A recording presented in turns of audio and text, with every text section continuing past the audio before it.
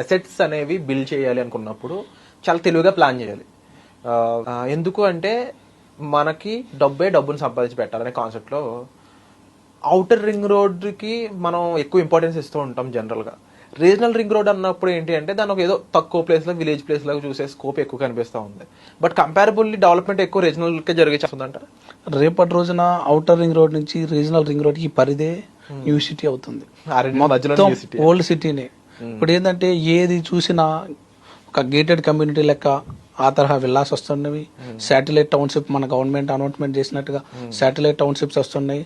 దీనికన్నీ మంచి గతంలో ఇక్కడి నుంచి ఓఆర్ఆర్ నుంచి త్రిబుల్ ఆర్ అనే డిస్టెన్స్ ని గతంలో 1 hour జర్నీ పడుతుంటాయి, ఇప్పుడు 15-20 minutes లో మనం రీచ్ అవుతాం. ఈ రూట్ అప్రోచ్ అట్లా తయారవుతున్నవి. మంచి అప్రిషియేషన్ అనేది ఓఆర్ఆర్ నుంచి త్రిబుల్ ఆర్ మధ్యలో ఉంటుంది.